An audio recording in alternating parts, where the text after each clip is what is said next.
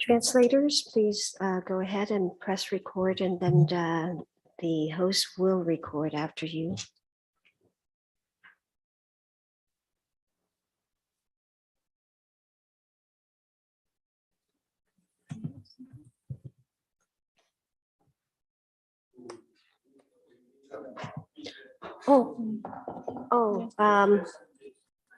Chanting prayers, Amanda, can you share?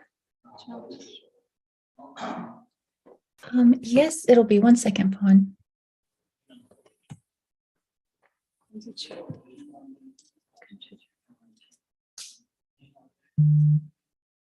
No, not today.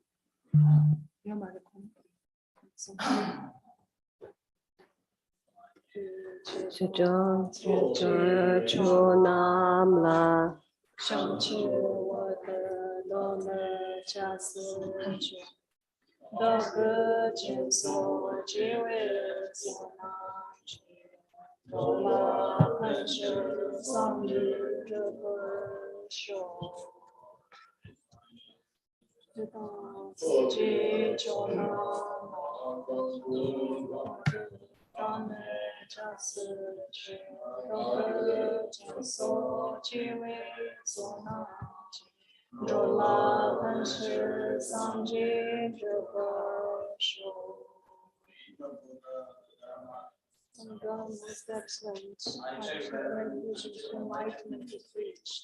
By the marriage enlightenment for the benefit of all sentient beings.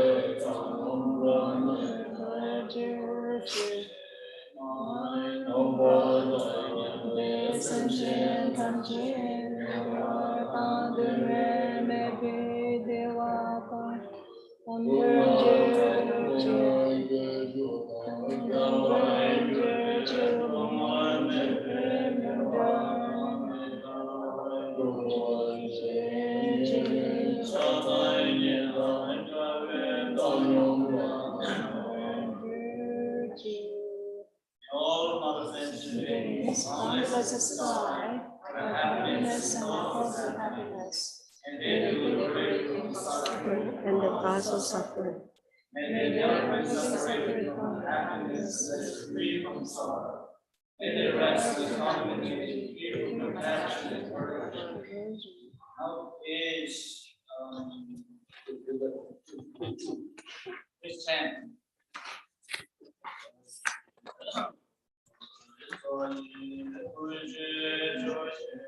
Lê tôn ra lo chi ni chiêm ban de san je xiang la de wai nu ca nan da xiang de che war shu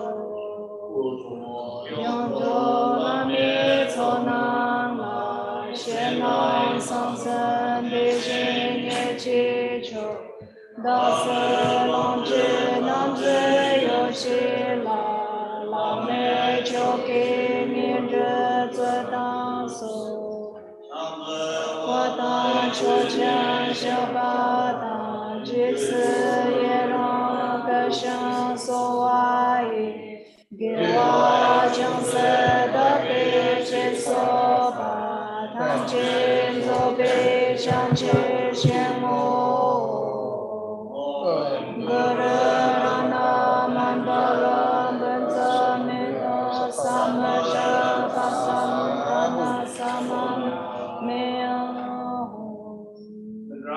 Sprinkled with scented water and strewed with flowers. Is adorned with meadows, the supreme mountains, and the four continents, and the sun and the moon. As the Buddha field I offer it, may may all all sentient sentient beings beings attain attain the the happiness of the Buddha field.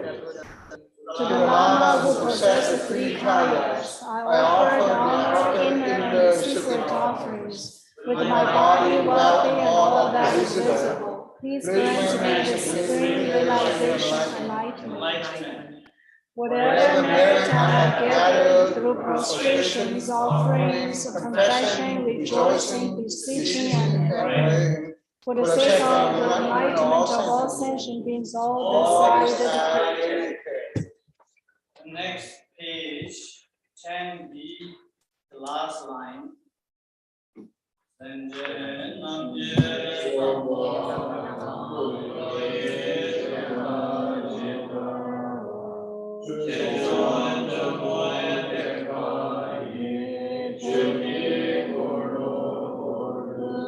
So, please turn the wheel of Dharma of the two vehicles in their combination according to the disposition and the likewise mental capacity of the sentient being.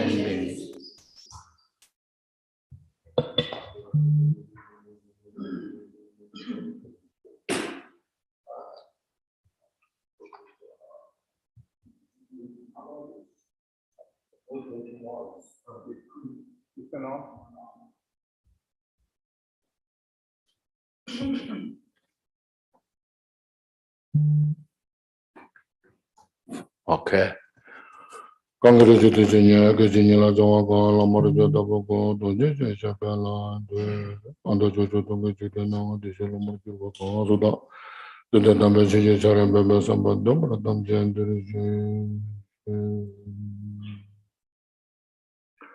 Taso Simja Tamjalo, Chuno watching Jella, Chilam to watching Jella, Lam to Paso.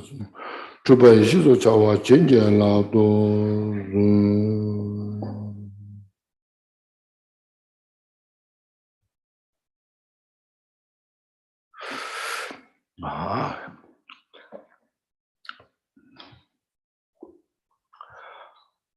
hello everybody. Now as we said, there's opening prayers.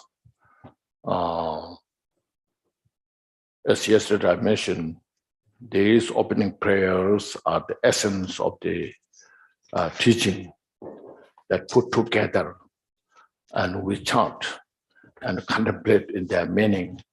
The meaning is that the purpose is to purify our mind, and once you purify our mind, then we can help other sentient beings. Before we purify our own mind, there's no any resource to help others. So this is very important to keep in the mind. So as we ourselves want peace and happiness, every sentient beings, they want peace and happiness. As we ourselves don't want suffering, we want to free from suffering. Everyone else want to free from suffering. So this is the reality nature. See, until we free from the suffering, how we can help others to free from suffering. So this the all this idea, understanding. So first you say, relax your body and the mind. It's very important just to relax the mind and the body. Then our purpose is we are, like everyone else, working, doing something to free from suffering and to achieve peace and happiness. So because of this, first you say, please breathe in, inhale fully, by having the relaxation of the body. And exhale all our negativities.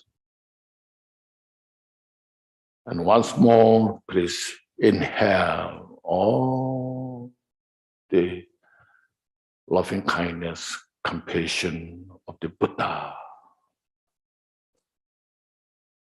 and purify our body and mind, and exhale.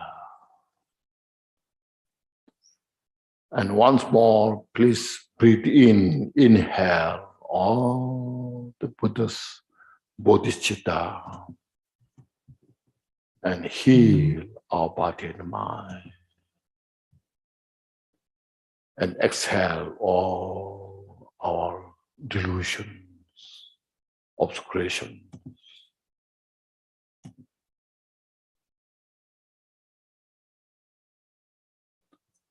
On the basis of this, we cultivate the mind to achieve complete enlightenment. And to achieve complete enlightenment is not just for our own self, but for to benefit for the sake of all sentient beings.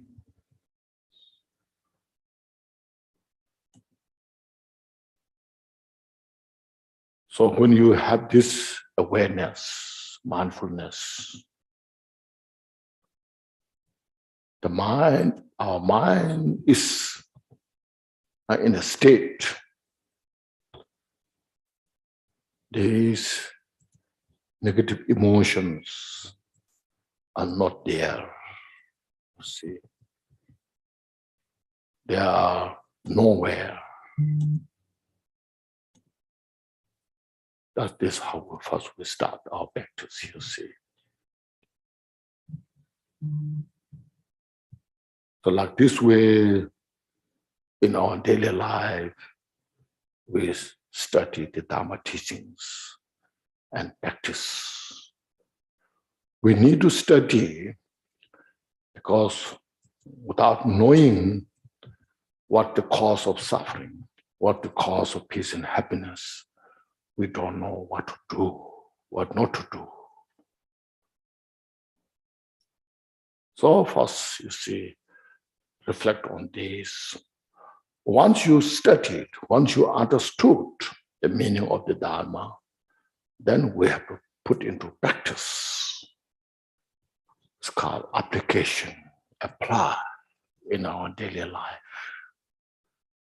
So study and practice should go hand in hand without separation. Then we will get the benefit, you see.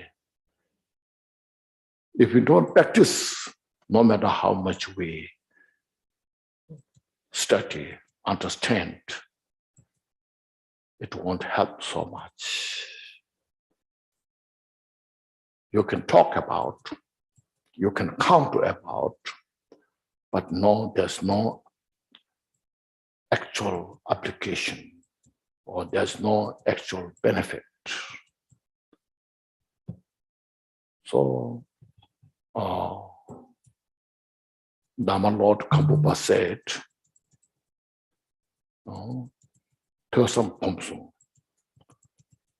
this hearing, study, contemplation, and meditation should go side by side. So it's very important. We don't wait meditations sometime in the future. We just do at the moment when, as soon as you understood. Okay. So these are some general how we should utilize Dharma teachings. Now here, regarding the GONGCHIK teaching, as yesterday I mentioned, brief about how Buddha taught the teachings for 45 years. No. In 45 years in Buddha's life, he taught all the complete teaching. Complete teaching means we have like 84,000 types of mental afflictions.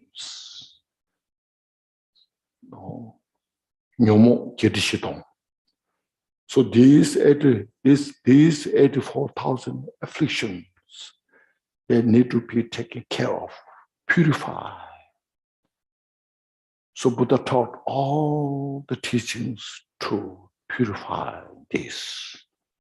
So that's called Buddha taught 84,000 types of teachings as a complete to counteract all our confusions. So that's the Buddha taught. First Buddha taught the complete teaching. That's GONGCHIK, what Buddha taught. The GONGCHIK. Then after Buddha, there are so many great teachers came. So many. Say like India, you can see Nagarjuna, Ayadeva, Chandrakirti, Shantideva, so forth, as well as Asanka, Vasubandhu, the logician, Dignak, Dhammakirti, so forth, And then you see the Shantirakita, great scholar, meditator, and Atisha, so forth. And then in Tibet, all those greats, our schools, the lineages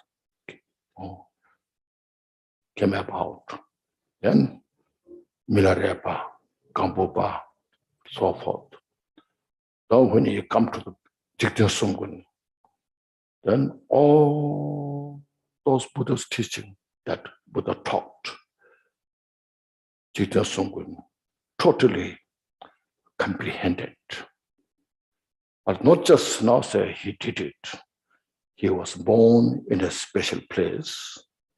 And then after his birth, growing as a child, always full of awareness, mindfulness, and meeting great teachers, studying with those teachers, and he himself also studying, but always in the meditative state.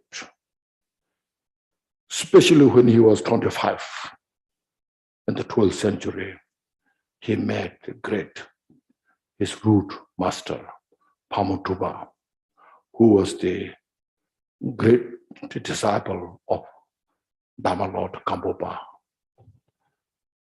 So he received all the lineage from Nagarjuna, from Buddha to Nagarjuna, from Buddha to Asanga lineage, and from Marpa to Milarepa lineage. All this view, meditation, conduct, lineage. So he's received complete those teachings. And then after receiving all those precious teachings, then he said, I received all those teachings. So now I'm scholar, I'm great masters. He didn't set like that way. Then he went to retreat. First 5 years, then the second 2 years. For 7 years, he went to retreat.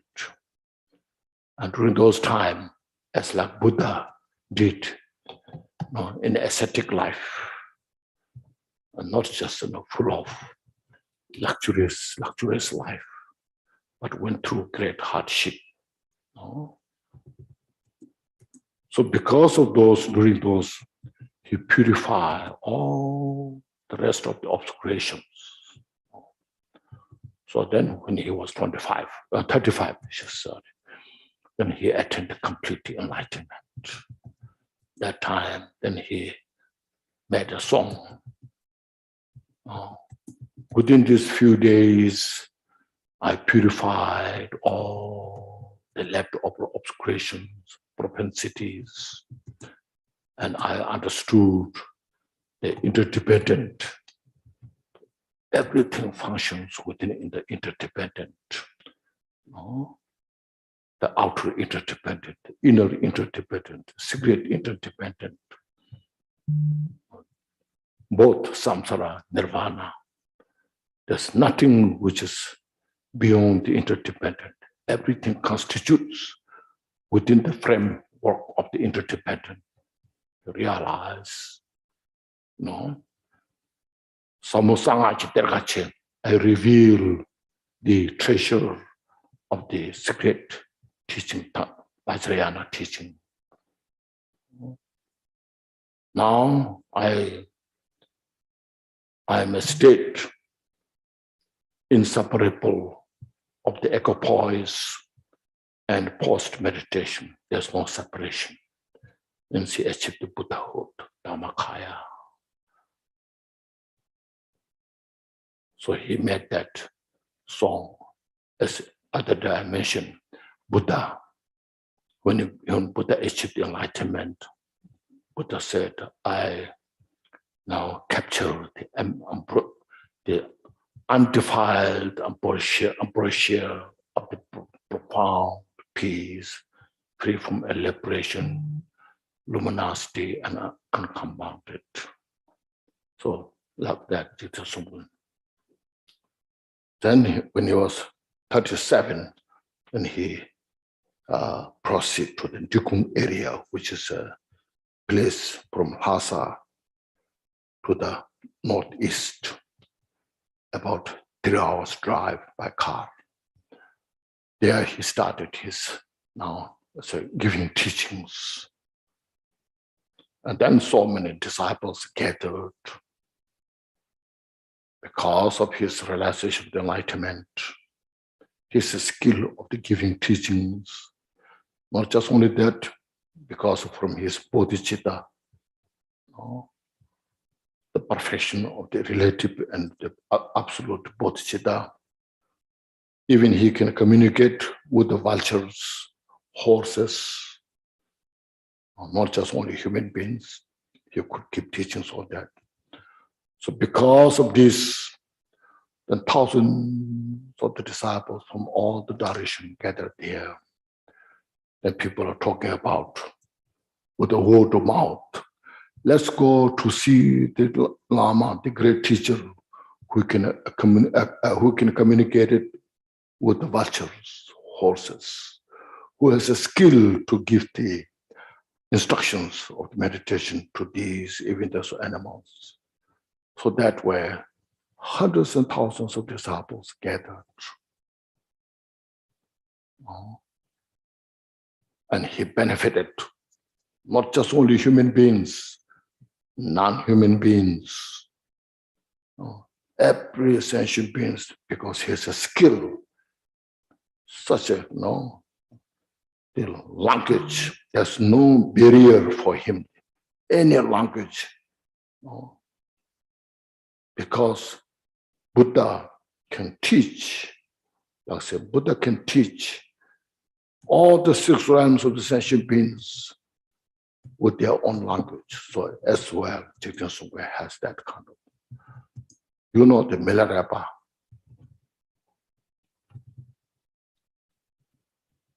When the deer was chasing by the hunter dog, the deer approached to Milarepa, and Milarepa just gave teaching to the deer.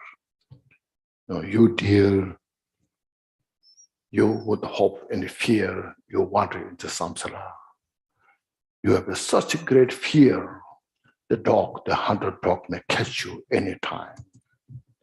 You have such a great hope, expectation to free from the dog with hope and fear. You are suffering. So the deer totally understood what Milarepa said. And soon after that, the dog came. And then he said to the dog, you dog, with a dog, body, wolf face, you're with hope and fear, you are suffering in the samsara. You have such a great fear. the deer may lose any time, and you have such a hope, expectation to catch the deer, and you are suffering. So to free from suffering, I will give you meditation. And then the dog was totally rested because he understood what Milarepa was talking. So like these great masters, when one has that kind of great qualities, can communicate all those different, So like that, Jitya Sungkun. Then there are some great scholars coming to debate with Jitya Sungkun. And Jitya Sungkun said, welcome, and discuss. And totally satisfy these great scholars, teachers. And there are sometimes there are very stupid people come who knows nothing, but they heard of Jitya Sungkun's name. And then therefore they just went to Jitya Sungkun's. I'm a poor, know nothing, but please help me. I want to study, practice. And Jitya Sungkun says, no, Jitya Sungkun never neglect these individuals.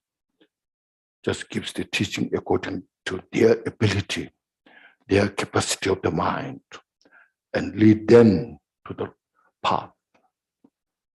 So some are highly accomplished in their meditation, scholarship. Some are, such as mentioned, stupid individuals, but everyone has a space, chance. So all this, see, this way, then everyone is devoted to, so devoted, no fighting, no confusion, then giving teachings step by step, asking to meditate, practice. You see, then when he was in the 70s, 180,000 disciples gathered at one time. The whole valley was disciples. And during these, like 40 years, he was giving those teachings to these individuals, asking to retreat, go to retreat. And especially at that time, then you see, he sent 55,025 disciples to Mount Kailash with the leader, such a highly accomplished leader, Penchen Guyakamba. And then, say, with the same number, Donjin Yarutangpa, with this leader, he sent disciples to Lapche Snow Mountain, where Milarepa enlightened. With the same number, he sent to 30 holy mountain with the Donjin Goche. So like the woods at that time, So then it came the name. Oh, the mountains are occupied by the disciples of Jitya Sungkun. All the valleys were just the pattern of those practitioners. So that how many sentient beings are free from samsara, established with enlightenment, because he taught the teachings, this GONGCHIK. As mentioned, the first Buddha taught the GONGCHIK complete. And then in Jitya Sungkun's time, he taught what the Buddha taught, without any missing, totally. So first you see the way teachings is taught, as you know. It's the famous quotation, 딕바 제 매자신 개와 표순 속을 제 라게 셈의 용손도 되는 상계 담바인스 딕바 제 매자신 avoid all or any types of non-virtue or unwholesome deeds. See, all Buddhists know this. Practice, follow all the virtuous deeds and thoughts, and then thoroughly tame your mind. So this is the Buddha's teaching. So if you want to identify what Buddha's teaching is about, so these three you should understand. Avoid all the non-virtuous thoughts or unwholesome thoughts and deeds. And then follow, practice all the wholesome thoughts and deeds. And the point is thoroughly tame your mind. So this is the Buddha's teaching. Whatever practice you do, Vinaya is that one. Sutrayana, that's the one. Abhidharma is that one. No? So this connects to our three portions, as I mentioned. No? Ignorance, attachment, aversion. No? So this includes in the three baskets. And the three basket, the subject of the three basket is yesterday I mentioned the three training, the Shila, the Samadhi, and the special insight, Paranja. No?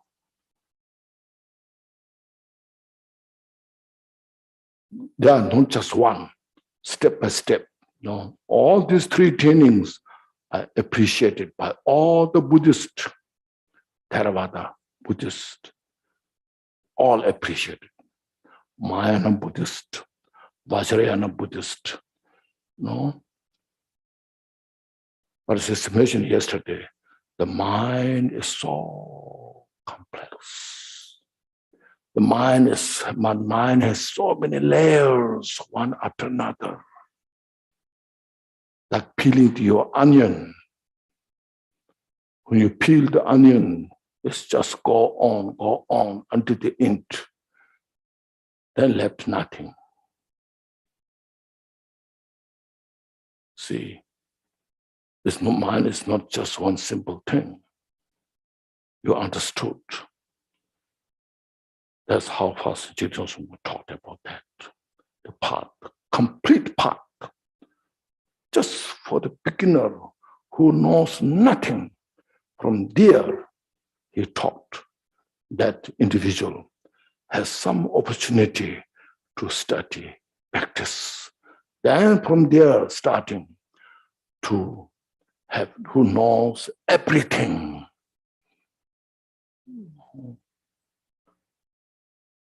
The mind is like the space.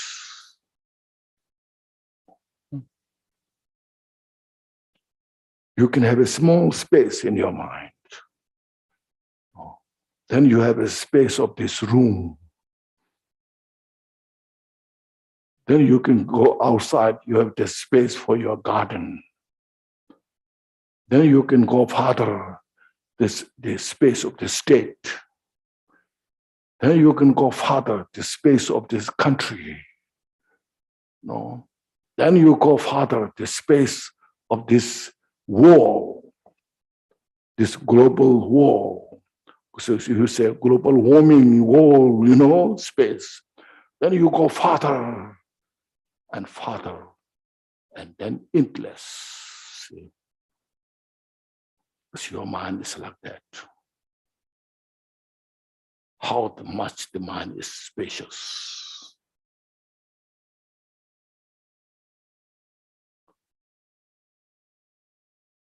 So you see, when he taught teaching, because he realized complete Buddha's teaching, that's why he achieved the Buddhahood.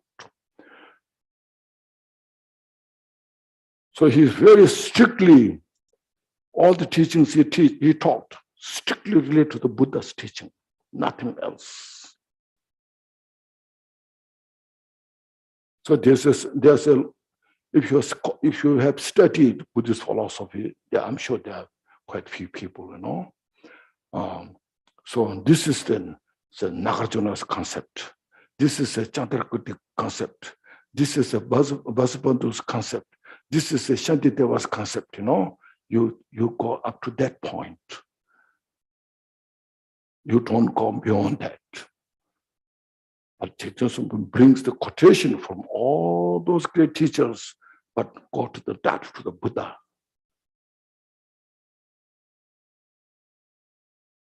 See, all those great teachers, whatever they taught according to Buddha's teaching, it connects to Buddha's teaching. Chaitanya brings all the quotations. If they contradicts what the Buddha taught, just leave alone. But stick with the Buddha's teaching. Now what we should understand is most important is, as yesterday I mentioned, I asked the question, why everybody wants peace and happiness, regardless who they are? Why everybody doesn't want suffering? Even they don't believe anything, then they don't like the suffering, physical and mental suffering. Why? What's the reason?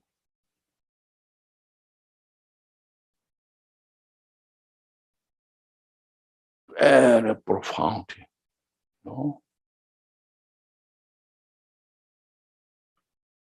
That is, you see, Buddha nature's call, the basic goodness.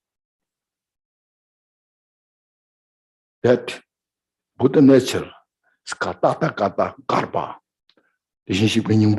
Tata kata garba. The essence of the Tathagata. The nature of that is total peace. It's total undefiled, unafflicted, which is pervaded to all the sentient beings.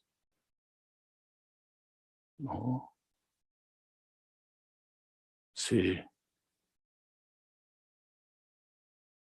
therefore, when you say those are inclined to the teachings, then study, practice Dharma teachings to see that. The reason is also one should understand. Everybody has loving kindness, compassion, even maybe very limited, but they have. Like say, insect, just for example, the insect is nothing so stupid, but if that gives birth an offspring, and she takes care of her offspring out of love, out of compassion. Even doesn't know what to do, what not to do, but she takes care. Look at the bird, how they hatch the eggs. It's because of the love and compassion. That is that love out of darkness within such a, we are confused, afflicted emotions. Within that is expression of the Buddha nature. There's a love and compassion. That's why everyone survives from that love and compassion. The bird takes care of the eggs, chicken, even risk of her life. And then she's, the egg hatches and chicken, then the chicken can fly. Not out of hatred. No. So you see, so love and compassion is nothing to the spiritual. Okay, sometimes say, oh, this is very spiritual, has a great love and compassion. No. Everyone has some kind of love and compassion that helps to survive individuals, you see, and brings up, see, with that potential, that's our capital. With that capital, then Buddha taught how to expand the love and compassion. See, because it is the source of the peace and happiness. So that's why when the mother comes, the child can see the mother and no any fear, doubt. Just the child jumps to the mother's leg because she cares the child.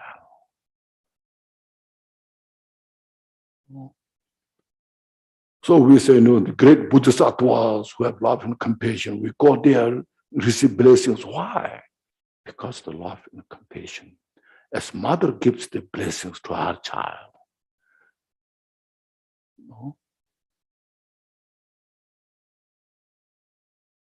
So that's why, as mentioned, Buddha's teaching is not just concerning for the Buddhist. Buddha's concern is every sentient beings. Okay? That's why we said prayers. How you start? May all mother sentient beings, you say, you begin prayer with that, isn't it? You don't say all Buddhists, we don't say that. May all Buddhists have peace and happiness. We don't say that. May every sentient beings, mother sentient beings, have peace and happiness. Everything's inclusive. There's no prejudice on that. There's no racism on that. There's no judgment on this. We have to bring everyone into one family. That's how Buddha taught. As that taught, Buddha taught, so now Jigten Sungkun taught that way. So this start, you know the prayer, you saw this prayer. No, all mother sentient beings, including,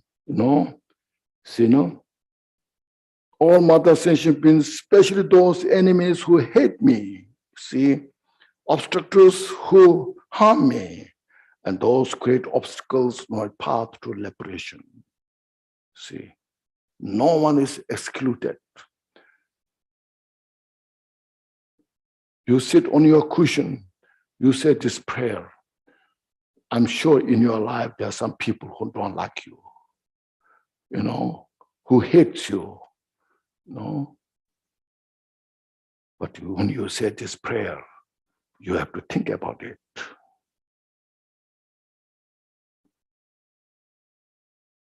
See, have you seen this kind of prayer? You don't see this. That's exactly what Buddha taught.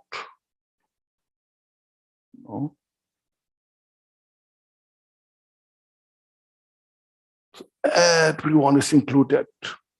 That's why the loving first start with the loving kindness. May all sentient beings may have happiness and causes of happiness. Such a precious, it's simple. Sometimes we are just saying these things, becomes a normal, nothing special. But if you really pay attention, it penetrates your heart. All your just know, the fluster mind, the fluster mind, it just purifies that. It brings the mind, the unflustered mind. It makes your mind cool, fresh.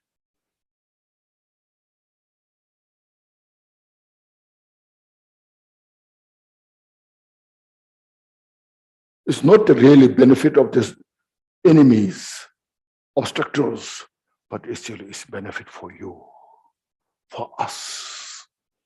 As long as when there's resentment in our heart, malicious thought, there's no peace.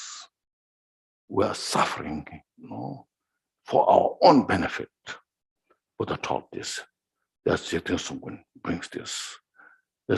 You have heard of mind training. Now you go whole one side of mind training. Isn't there 7-point mind training, Just everything is in that here, you see. Look at this, how precious this was. Start with that. So that's why the Buddha nature, which is called effulgence, a very, clarity of the mind. That you are uncompounded nature. Right now we don't see that. It's because of it's called adventitious defilement, obscuration.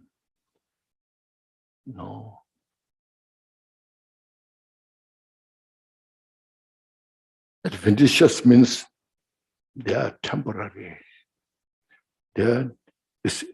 These are impermanent. At the end, if you look at, they exist nowhere.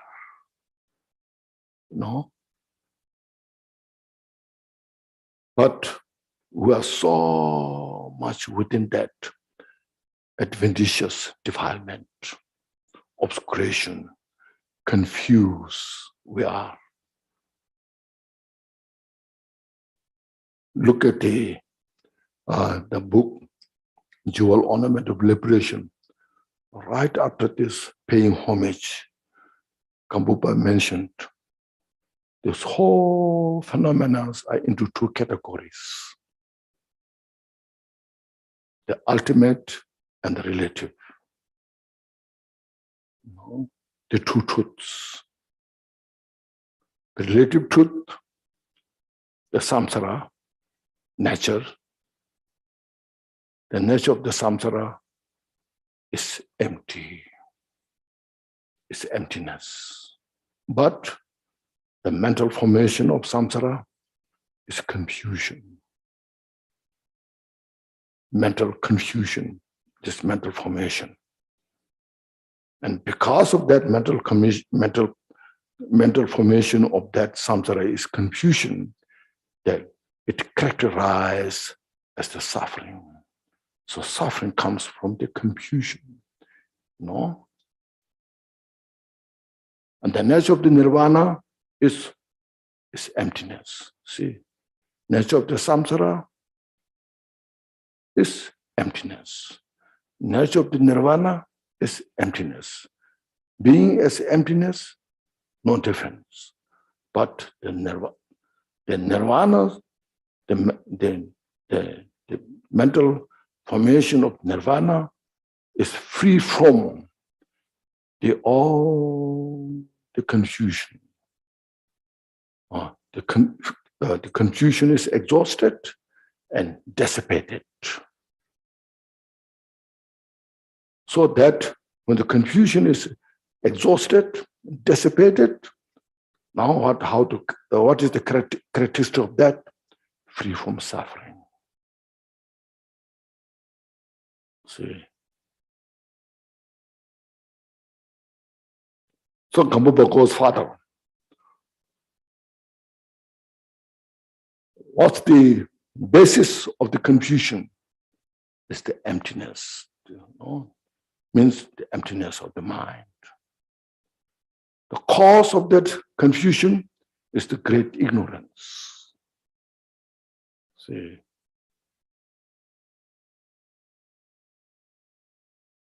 Who are those who are confused? The sentient beings, the three realms. Kama dhatu, Rupa dhatu, Arupa dhatu. The three worlds, three realms. The desire world, the form world, the formless world. Sentient beings within these three realms, those are they are the confused.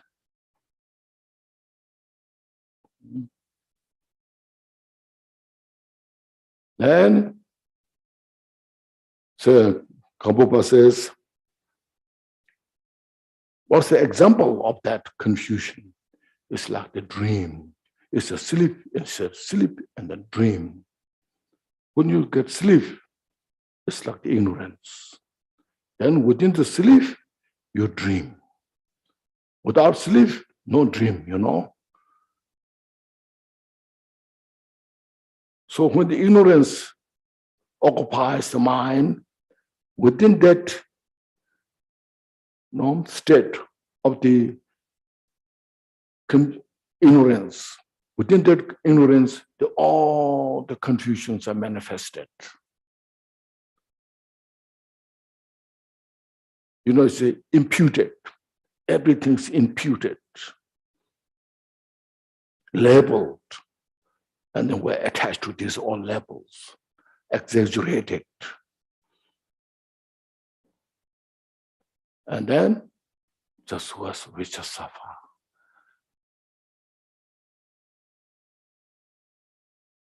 Then how we are confused within in the six realms means depending to the mental afflictions. When there's more aggressive mental afflictions like anger, attachment, that brings the suffering of the hell realm. Hungry spirits, animals, and who are less, there's in the human realm, demigod, God realms, See. It's not from outside somewhere. It's within. This is you can see in your life. As yesterday I mentioned, when your mind is totally entangled in this confusion, the degree of the mental afflictions so powerful, you become like hell realm. Physically, mentally.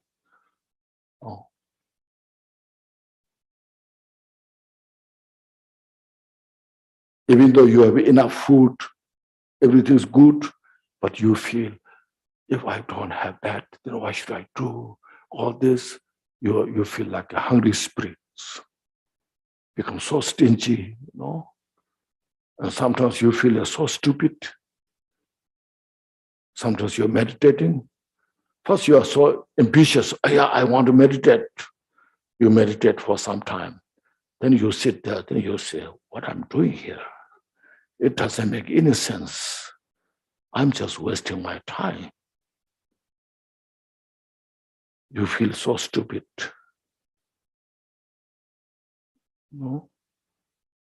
And human being, yes, we are human being. Sometimes we are so jealous for no reason. So envy, so jealous others. Sometimes you feel so good weather, good lunch. So, life is beautiful, like in the God realm. So you see, it's not something outside there. Within in our own life, we have the experience of these six realms. You see, doesn't matter you're rich or poor. Some rich people have that same experience of the suffering. And poor people, of course, have those.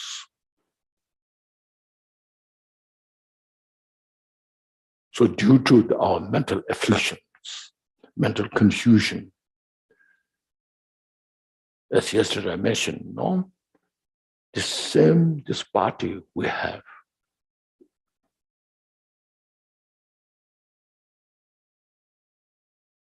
When we don't know anything about Dharma. It's me, solid, concrete, I. Nobody can beat this. See, then Dharma teachings there, but I'm suffering. Why? I don't want suffering, Why suffering is coming, Why I deserve this suffering?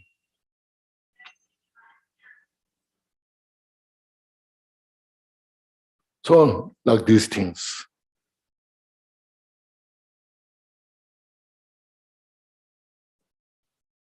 Then you through the Dharma study, your body is not just one thing. It's first, as mentioned, 5 aggregates, this form, feeling, perception, mental formation, and consciousness. This all they work together. And then your feeling of one concrete is misperception. You are confused. Through the ignorance, you are holding as one, Then you say, oh, I understand. Then feeling, you investigate these things. Then after that, you see, this all are changing. It's impermanent. Every second is changing. It's reality. We're not making this bad, So it's very important. Sometimes you say, oh, Buddhists are so negative, Everything is so bad, bad, bad, It's not, we're not proving everything's bad. But scientifically, see how things constitute. Some other days I mentioned, we say, I'm so clean, I'm so clean. So you should have a mask because the dirt is coming. How we don't realize how dirty we are. All this, what do you call this? Bacteria coming from us, not from outside. We are producing this. Then that's why you have to have a distance. Why, Because we are producing. Then it affects others. That's why we have to take shower. See, why you need to take shower? If you're clean.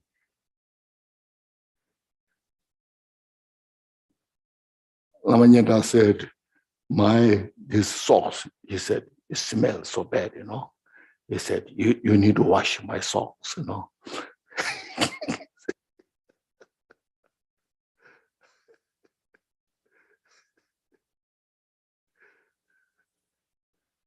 It shows, we are the source of all this, filth. So that's why I say you have to understand that, you have to acknowledge the reality, nature of that. Acknowledge this, and then say, I'm not just one independent, not one solid thing.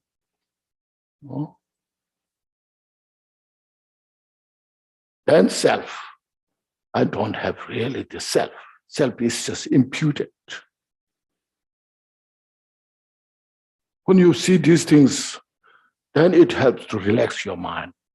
Main point is, you see, to relax your mind. Release the grasping, fixated, the fixation, all this.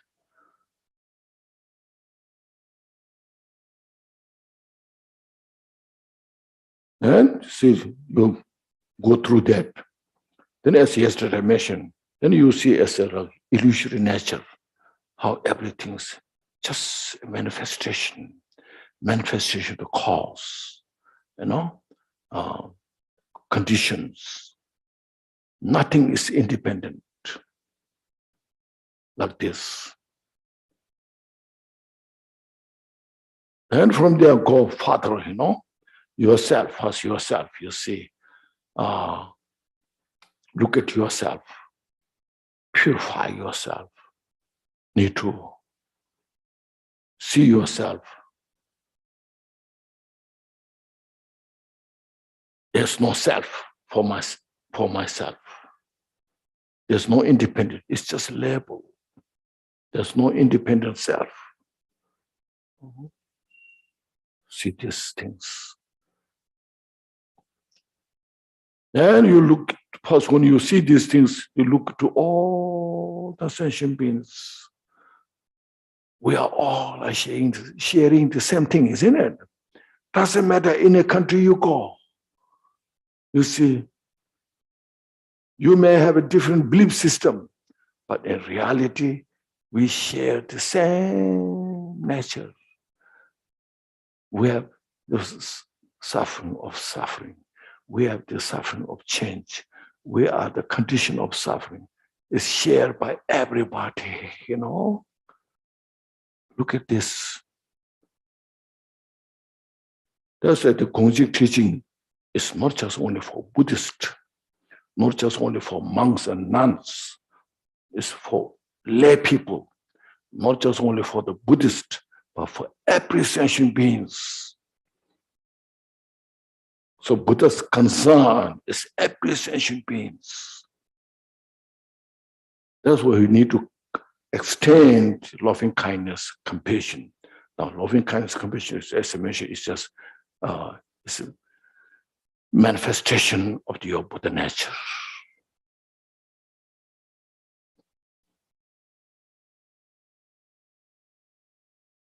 So we have to, which call reveal our own nature. See? So Buddha nature is like you say, like butter in the milk, isn't it? We say butter is in the milk. Do we say that? Is the milk butter? What would you say? You won't say butter is milk, isn't it? But without the milk, there's no butter. When the butter is produced from the milk, say this butter is come from the milk. Is the butter milk? You won't say milk, it's the butter. So you look, just meditate on that carefully. Yes, the milk contains the butter, but milk is not butter. This butter is produced from the milk, but this butter is not milk.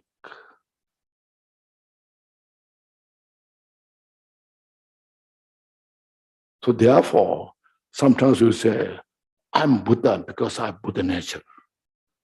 From that point of view, from the milk and butter point of view, I'm not Buddha, but I have Buddha nature. I can become Buddha. So now to produce the butter from the milk, you have to do all those things. Churning, all those things, Then from that milk, you can produce the butter. Butter is not better butter from the milk.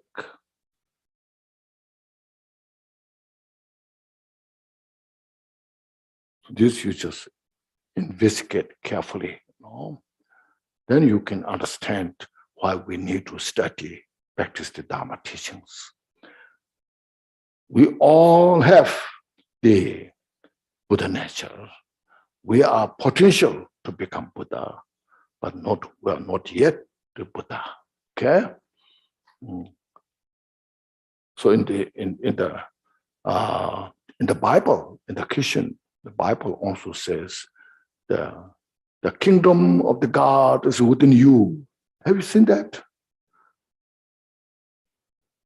The kingdom of the God is within you. Whether you accept or not accept, it's there, you know.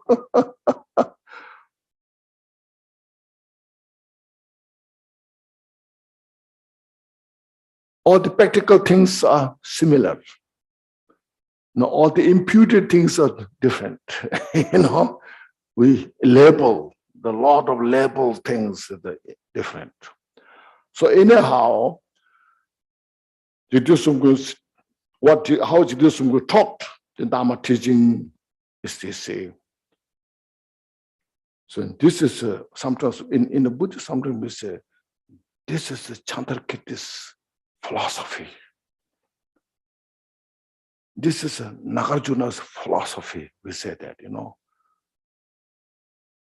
But in reality, what we have to understand is the reality nature of the whole phenomenon. Yesterday, as I have given an example, the fire is hot.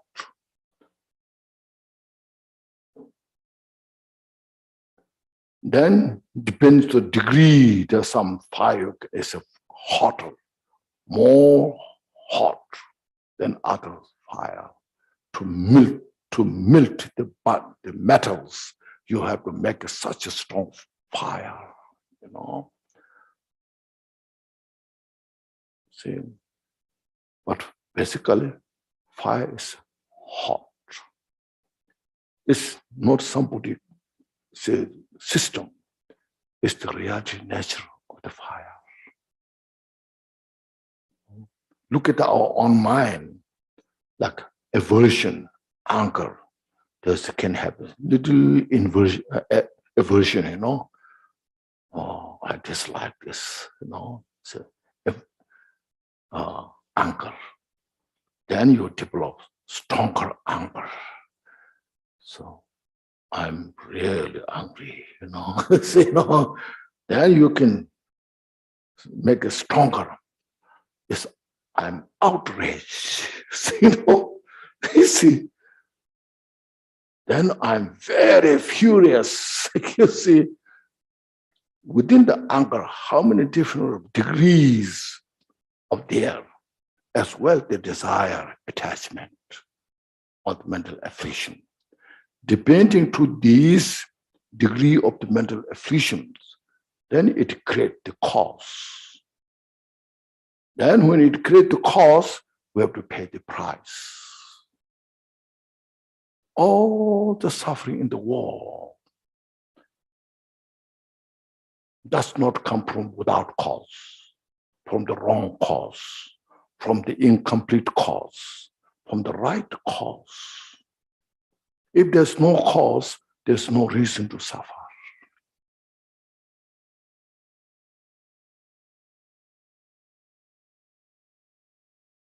Because we made mistake, we are paying the price, the suffering. So main thing, the Buddha's teaching, what we study, practice is how to cease to exist the cause of suffering. The suffering, now we cannot do so much, but depending on the practitioner, you know how to handle the cause of, how to handle the suffering. Different level of the practitioners. Like say, we age anyway.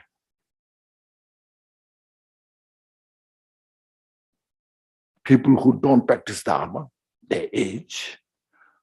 Practitioner of the Dharma, they age. Highly accomplished Dharma practitioner, they age. You know, everyone ages. But then depends how you handle that. Okay. Ordinary people who have no inner Dharma experience, understanding, then the aging is such a suffering. Now you cannot see, you cannot hear, it's difficult to walk. difficult to digest. So all this goes through. And then you feel so kind of helpless. People look down on you without reason.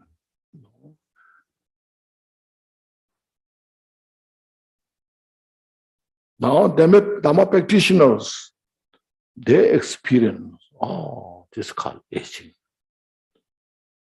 Step by step, no, I must meditate. There are so many people who are aging and have the same suffering, develop love and compassion.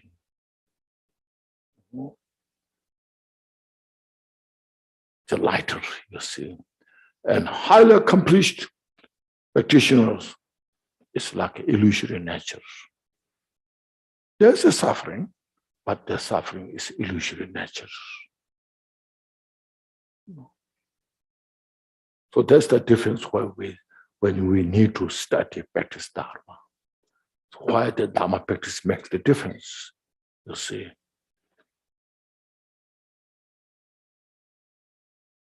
Then, like Miller Rabbi said, no, nature nakashiki. I'm joyful when I get sick. I'm happy if I die. Nakashiki, no fear at all. We still have fear, isn't it? When you age, especially when you get sick, maybe I'll die tomorrow, maybe I'll die today, Then there's a suffering.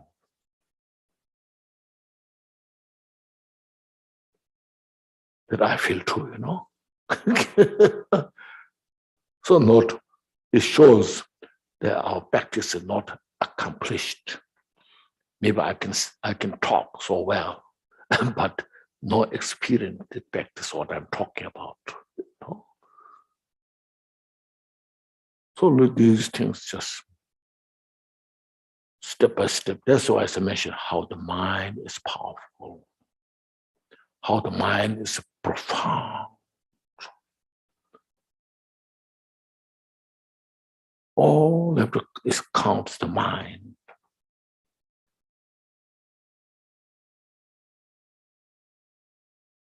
So that way,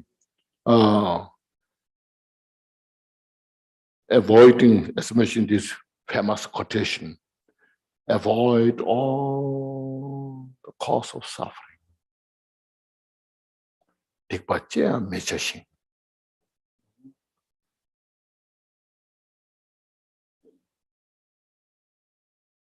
The basics, 10 non-virtues. You look at the 10 non-virtues, everybody knows the 10 non-virtues. This is nothing to do with the Buddhist. When you come to the causality, cause, you see, when you come to the cause, it's nothing to do with the Buddhist, it's universal. Cause, because we Buddhists or non-Buddhists, everybody is suffering, We share the same. This universal causality. And the cause is very complicated. Such a profound. Milarepa said, you see, Milarepa said, when you come to the cause and result, later cause and result come to there, emptiness is easier to understand. In emptiness, you can investigate, how this exists, not exists, investigate all the dust particles. You get a glimpse of what emptiness is about. But cause, when you come to so profound, only Buddha's wisdom can explain. The omniscient mind can explain about the cause. We can have a glimpse, rough understanding, No? And this, like, there's an account, there's a story. At the time of Buddha, there was an old man family. That's a father who is about 100 years old. So now is as 100 years old. He's incapable in the family doing things. And then all the family members are looking down on him. So you are so old, you should be dead. No, what you're doing here, you just keep eating. You cannot produce anything. So then he was so depressed. Then he heard, if you become monk, there's a lot of benefits there. So then he walked slowly to the monastery where the Buddha was. But at that time, Buddha went to some different place. And then, so he asked if there's Buddha. So the Buddha is not here. Then he asked, no, after the Buddha, who is the senior masters? And then he heard Shariputra is the very senior, next to Buddha. So he went to Shariputra. Now I'm so depressed. I'm suffering so much terribly. I want to become monk. So can you ordain me, please? And Shariputra looked at him. He's so old, cannot read enough. So Shariputra said, you are out of time. I can't help you, because you're so outdated. You are. So then he was so depressed, and then came back to the temple where Buddha lived, and just said, I can't go back to my home, and so I will die here. So he was crying, and then Buddha came. Then Buddha said, what are you doing here? Cry. Then he explained about his life. He wanted to become monk, but Shariputra, I heard, is next to you. He didn't ordain me. He told me I am outdated. So now I will die here, But otherwise, I have no other choice, alternative. So Buddha looked at him. Oh, yeah, you can become monk. So then Moggallana, other great disciple, Buddha asked him to come here. So please ordain this old man. The Moggallana also looked at him. How I can help him? He's so old, Even he can't walk, How he can study and meditate, But Buddha said, so I have to follow what Buddha said. So then Moggallana took him and then ordained him. Then after that, in the monk community, then all the young monks, very young monks, novice monks, and they are then just teasing him. They kicked him, say you are old, Then he was so depressed again, When I was in my house, all my families, they looked down on me. Now I'm here in the monastery, or the novice monks, and they're all just kicking me, this. Now I better die, And he started going to suicide. So Moggallana just immediately jumped in. What you're doing here, And then he expressed, now this is my condition. What should I do? In the family, they all look down. Now in the monastery, all the young monks, they look down on me. Now, what should I do? So then Moggallana understood. He needed a real lesson. So then he took round. There's so many who are suffering. especially this one place, you know, suffering so much. Then he asks, what are these all? Then Mongoliana explained, these are individuals who have done this negative karma in their previous life. Now they are suffering this. And especially then he, in the ocean, Indian Ocean, the giant crocodile died. And the crocodile, the ribs of the crocodile so big that he can walk. It's a small street. He can walk on this. So then he said, can you, master, please tell me about this, this? And then Mongoliana said, this is one of your previous life. You were born as a crocodile, you know, because of that karma. There's more detail, so many, you know, but just to make it brief. Because of that, your karma, you were born as a crocodile. Then from that connection of the Dharma, from such a teacher, you're born as a human being. Oh. Now, if you don't practice Dharma, you'll be again reborn like this kind of life. Then that moment he totally just understood. I cannot suicide myself. I must practice Dharma. He just such a strong renunciation is born in his life, because he wants to have some peace, happiness in his life, you know, not really practicing Dharma. So most of us, you see, we practice Dharma just to have some peace. When you get some terrible, you know, mental agony, you want to free from that pain.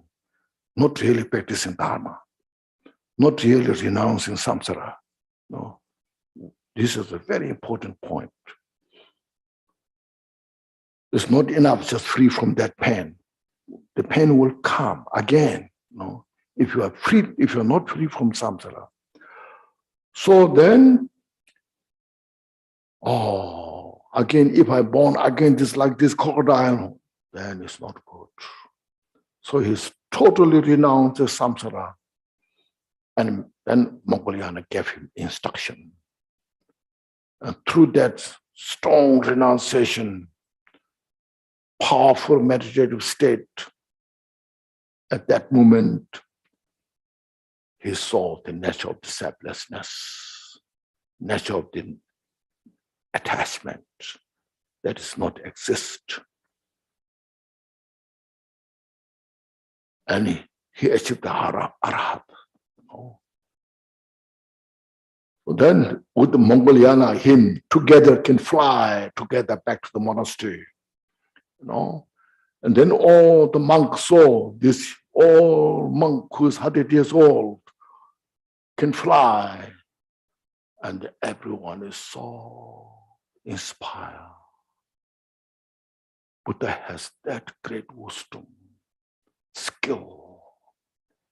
Even Shariputra doesn't have that wisdom. So that's what is mentioned. Shariputra didn't know that he has the seed to achieve arhatship in this life. But Buddha knows. So that's what see.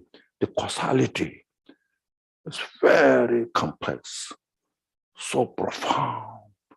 So we have to understand how the cause, the karma cause. So the whole world is under the constitution of the causality. No? This whole the world is constituted within the framework of the causality. We should understand that.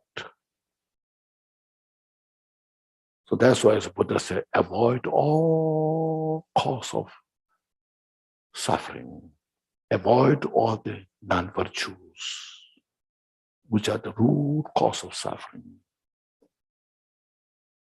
So that, having said that, no, Buddha, so we say, so Buddha, please give me answer, my blessing so that my negative karma may go away, like that. No, Buddha said, I cannot take your negative karma out. You have to work. I will teach you instruction, I will teach you how to achieve liberation.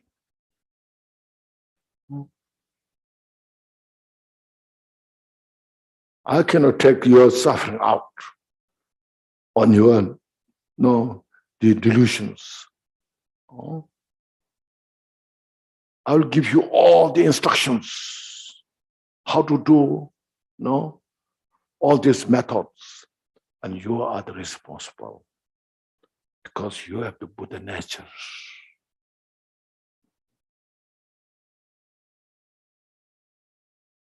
So that's why Buddha said, avoid all the non-virtues and then practice the virtue, wholesome deeds. So for this, regarding to this virtue, non-virtue, it's very difficult to understand. Again, special accident, scientists. So great scientists, so virtue and non-virtue, it doesn't make sense to say. If you kill ants, what's the non-virtue? What it makes non-virtue? So that's what's called precious human life. When you have precious human life, then you are inclined, this makes sense, this virtue, this non-virtue. When you study Buddha's teaching like this, that's all the virtue, non-virtue, that then you can see, you understand. That's why we take refuge in the Buddha. We take refuge in the Dharma. Just say, when you say food offering, what do you say? How you say? Dompa Lame Sanji Rinpoche, you say that? Dompa Lame Sanji Rinpoche means what?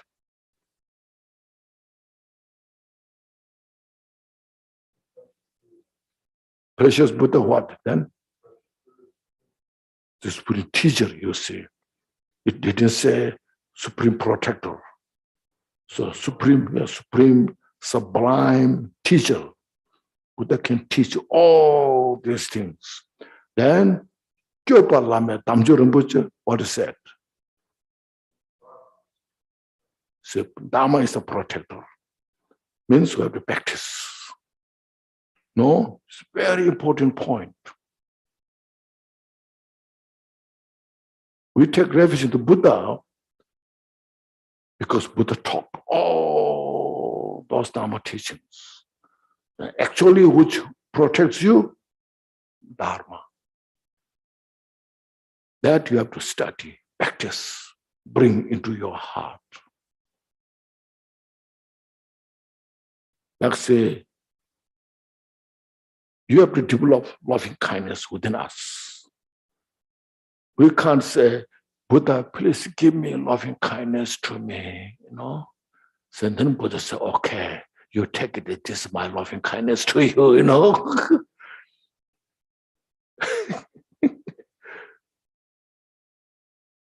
Buddha teaches what is about loving kindness is, what about the compassion is. And Buddha taught us how to practice those. But we are the responsible to protect it. Meditate. See. And it's not religious training. It's not just a belief system. It's reality, everybody. Like say, when you're angry with somebody, this person makes you miserable, how I can get rid of that person, you're so angry, upset. At that moment, you just change the mind. That person is suffering as well. May that person have all the peace and happiness. First, your ego says, no, don't say that. No, he doesn't deserve that. No, you are love and compassion. You see, but you just say, no, this is my ego. playing with me.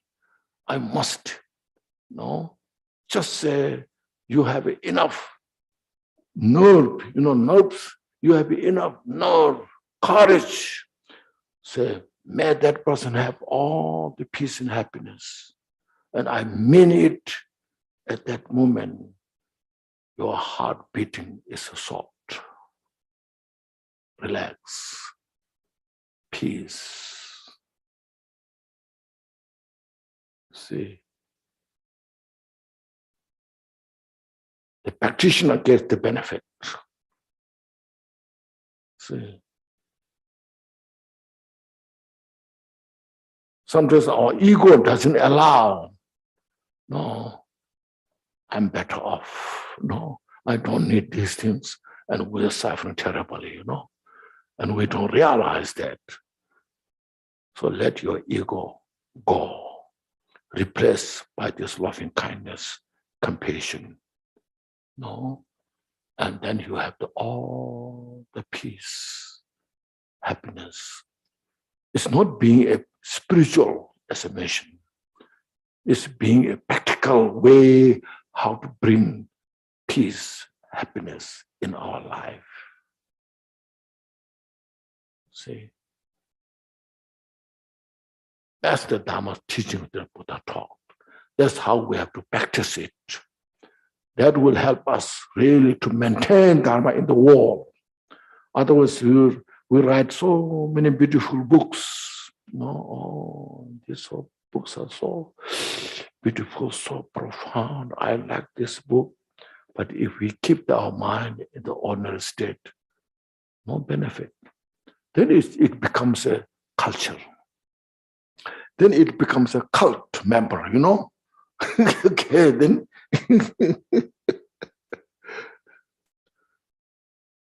So if we practice this way, this is how Jigten Sungpa taught. All mother sentient beings, especially those enemies who hate me, if we practice this way, the world will be much better, more peaceful.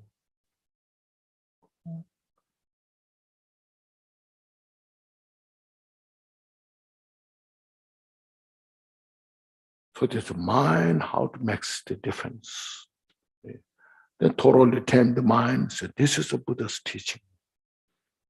So as I mentioned, in other words, that means all our mental afflictions subside, put aside, because they don't help us. Temporarily looks like it's helping us, but in reality, it destroys our peace and happiness. Physically, peace and happiness. Mentally, peace and happiness destroys. This one we need courage, wisdom, you see. Sometimes people think it looks very weak, very pessimistic. But in reality, totally opposite. The courageous person can do this practice. Not weak person can do this. Because this will bring fearlessness.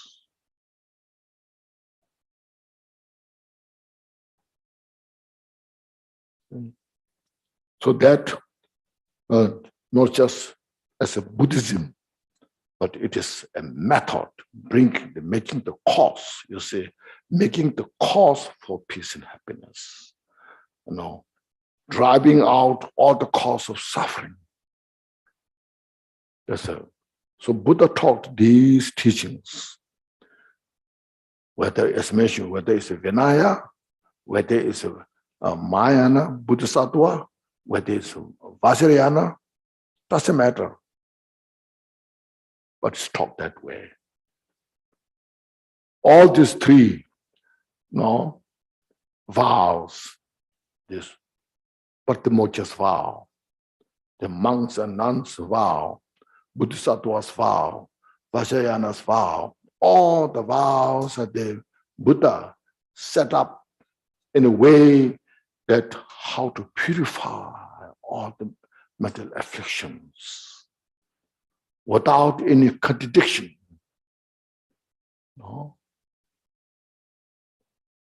No mental afflictions are accepted. Any of those three vows.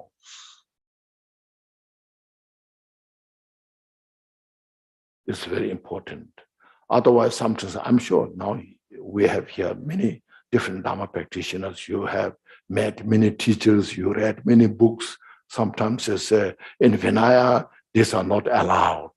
But Vajrayana, you are allowed these things. Then why not just teach everything Vajrayana? Why need to start with the Vinaya? Buddha taught first step by step to progress, but all the way toward the Buddhahood, every obscurations are subject to purify without any contradiction. They're becoming more, skillful, more deeper meaning there comes, because our mind, when you're inclined to meditation, more experience in your meditation, you have a greater experience of these things. The clarity manifests step by step. And then, see, at the end, then like Buddha, who attained complete Buddhahood, purify. This is how Buddha taught that way, and BODHICITTA Sungkun just totally depend on the Buddha's teaching, without any contradiction with the Buddha's teaching. So that's why I say this Jigten Sungkun is called second Buddha. So Buddha manifests in the human form. It's taught that way. So the GONGCHIK, so that how powerful the GONGCHIK is about this. Some statement you can read, say, you can explain this said, this, that said, but we have to have some, complete the view. The Buddha's mind, the GONGCHIK teaching is to capture the Buddha's mind, the enlightened mind.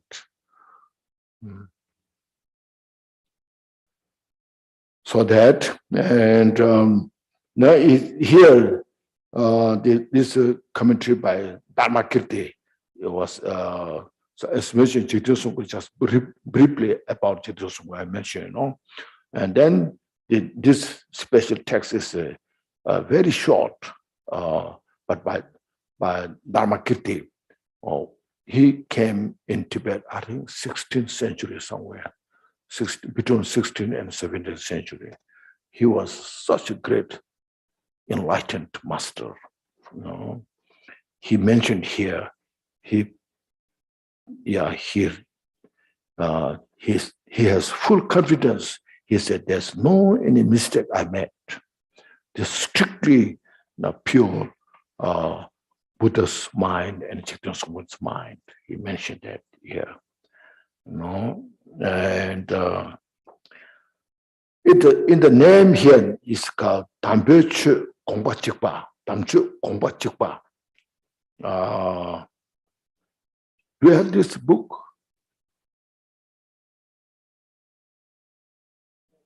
The invocation said, in Sanskrit, this work is called Satta Dharma Rasa Eka. This one. Satta Dharma Rasa Eka. Do you see that? Page 27. If you have this book, But just at the beginning, in Sanskrit, this work is called Satta Dharma Rasa Eka. First, this is the way we should understand that, Satta Dharma, Dambechu, Dhamma. Dambechu. Dhamma means noble teaching. Dharma is teaching, noble teaching. precious teaching. The Sanskrit sattva is a precious, noble, holy, pure. No, it's called that. So it means it's teachings by Buddha, the noble teaching by Buddha, or the great practitioners, Bodhisattva's practitioner. You know, the relation to this, the Sattva Dharma teaching, goes to the three, as mentioned, three baskets. The subject of the three baskets is the three training: morality, samadhi, praja. That's the Sattva Dharma teaching. It's a method to purify all our mental afflictions. As yesterday I mentioned briefly about Shila, pure discipline,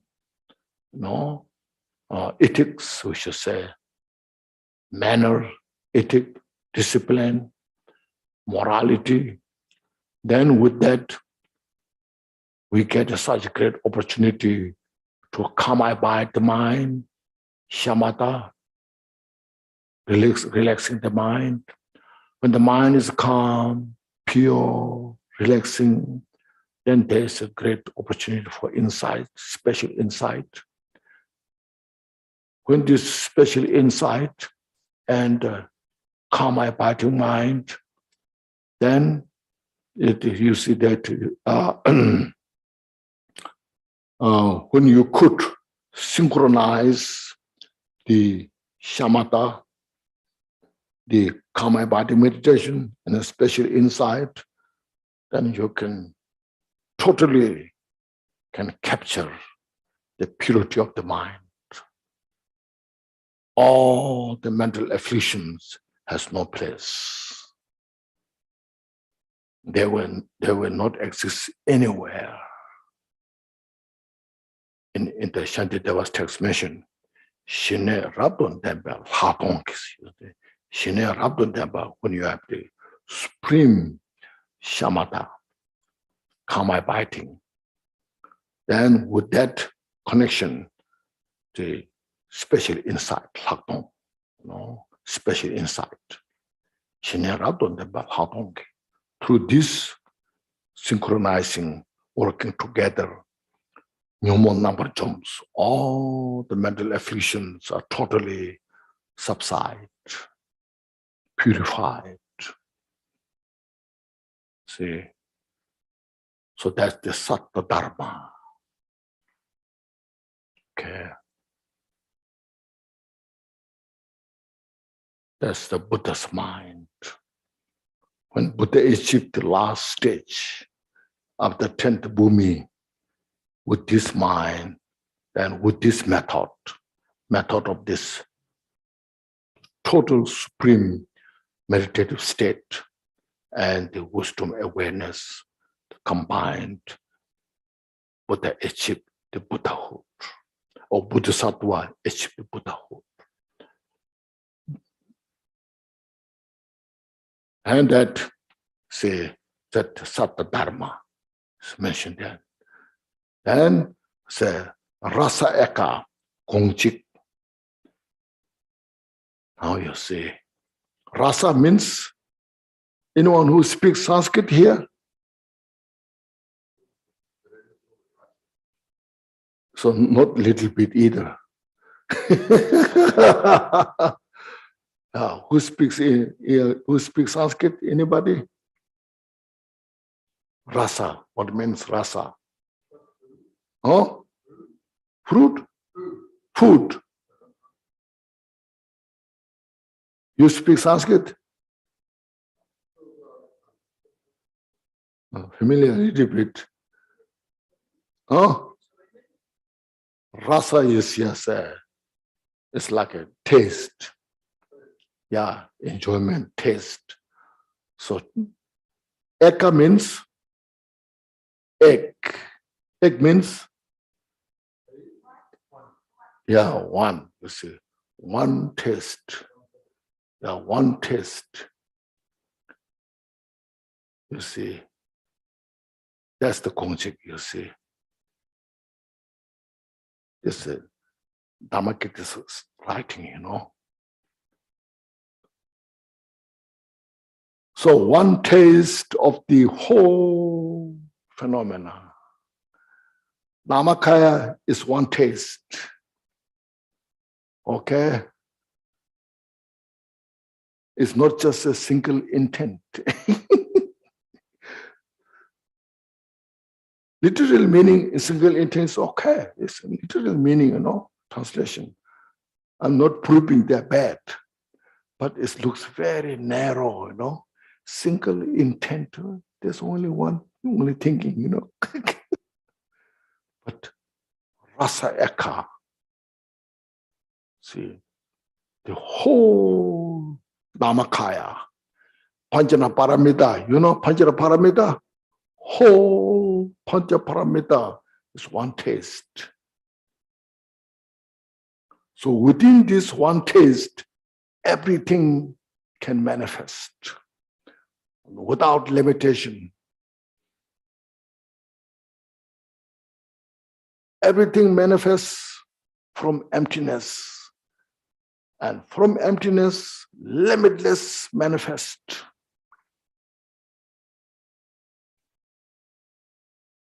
But there are no separation from the emptiness.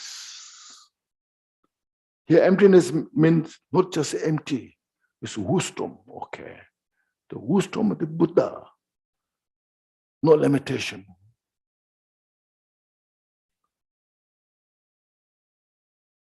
That's the Buddha we have to understand. GONGCHIK. Now it makes better, isn't it? Better sense,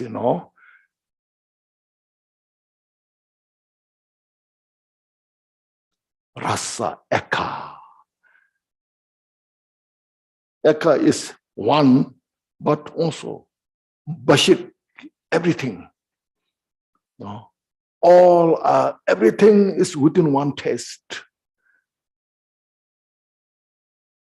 And one taste, 100 taste.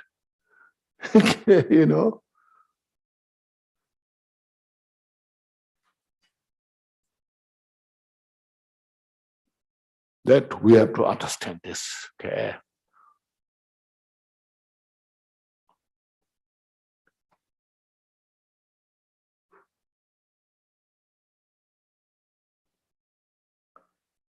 So all others are just not so important. This Satta Dharma Rasa Eka. We have to understand that. Okay. Tampechu Kongpa Tamchu Kongpa. Here in Tibetan you see, it's called Tampechu Kongpa. You see, written. Kanti means until it's a difficult to explanation of the difficult points, dispelling the darkness. Here in this translation here, you see, lamp dispelling the darkness. Just what does that mean, So then, Dhammakaya goes down, say, to the Lama and to the protector of Manjushri, I bow down, arising from the ocean of his marvelous bodhicitta, means Buddha, first cultivated bodhicitta. So bodhicitta is the single most important, which we'll study tomorrow. That's the highway toward the Buddhahood. See? So, Buddha first cultivated bodhicitta for all the sentient beings to free from samsara. So, marvelous bodhicitta, shining forth constantly in the sphere of the being's mind free from all the boundaries. Our teacher, the Buddha, here teacher means Buddha. Our teacher has completed the two benefits.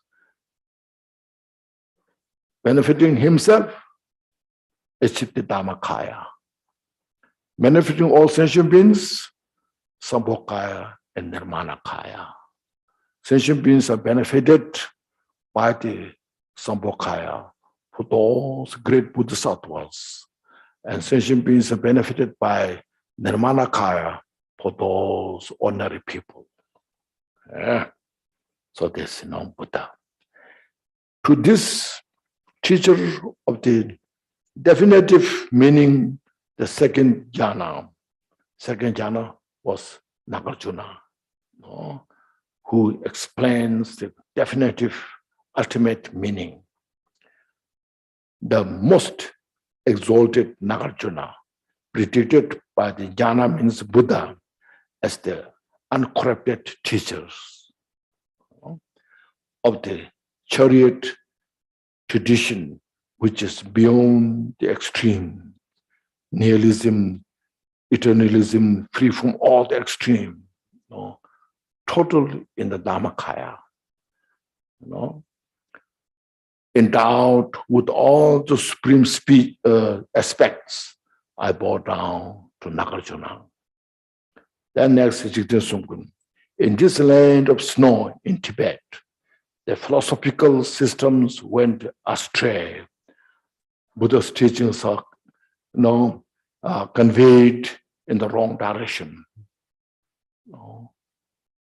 So like as mentioned, Vinaya is for inferior people, for beginner people. We Vajrayanas are allowed to do these things and then communicated in the wrong direction. See, propagating all kinds of correct and incorrect views. There are so many teachings who are communicating direct. Some are making mistake, confusion, people, and become so controversial. But to set them straight again, to bring the right what Buddha taught, without mistake, totally perfect state. See, again, this very one that Nagarjuna appeared, means Nagarjuna's reincarnation, reappeared in the form of Jigten Sungkun. Appeared as the Birkung Lord. Birkung means Drikung Lord, Jigten Sungkun. Okay, and his name is called Ranashri. We call his name in Tibetan Rinpoche. To him, I respectfully bow down. So sometimes, because of this, some scholars, when Jigten Sungkun taught all those teaching state how Buddha taught, then some say, no, you are talking about, you are confusing us, without understanding, So this, you see. Am I explaining enough? Okay. You should get the meaning, Okay. Then, although there are many commentaries on the textual tradition, there are so many different types of commentaries. And also in the KHENCHEN as well, there are some commentaries made by great teachers, but some are correct, some are a little confused as well, which explains the tradition of that one as the single intent. Now you see, single intent, rasa ekha. Okay, you should understand that. Ekha, okay. Of the all jhanas, victorious teacher of the all times and directions. These commentaries are clouded by the obscurity of their authors. You see, some are their own communication. They could not really explain what really Buddha taught, what Jigten Sungkun means. They are a little overclouded, not so clear. So here, Dhammakirti, he made such clear, on opinions. Therefore, I will kindle this light dispelling all the darkness. Kindle, I will kindle this lamp bright as day that removes these obscurations. Then Dharmakirti, with such a great confidence, he is telling now, owls, you know, the bird owls, the owls, do you say do you have the saying, the daytime, during the daytime, the owl can see or cannot see? Cannot see daytime? Yeah. We say usually the owl can see at night, not so much daytime. Okay, that's you understand me here. The owls and the like hide in seclusion daytime. Daytime, the owls and like owl, daytime they stay in a hide, hiding in the seclusion. When the master of the 7 horse, there are 7 horse means sun, is in Hindu, this they have mythology. The sun is carried by the 7 horses. So because the sun is a god, they treat the sun as the god, So the sun is carried by the 7 horses, god. So that's called the 7 horses. Heaven's horses show his strength. It means the sunshine shows his strength. So wrong thinking people, like all kind of animals, should lower their voice when this line rolls of elegant saying is proclaimed. All the stupid people should stay quiet. Don't try to challenge this one, okay? Stay at your place. So basically, I said, don't make no mistake, okay? Make no mistake. You should understand your own mistake, what you're making. No. Dharmakirti is a strong writer, What? Jina means victorious, victory, victorious. Jina, Jawa, in Tibetan, Jalwa. Yes.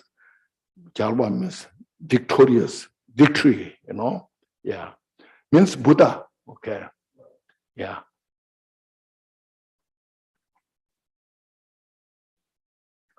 Now time is running, you see.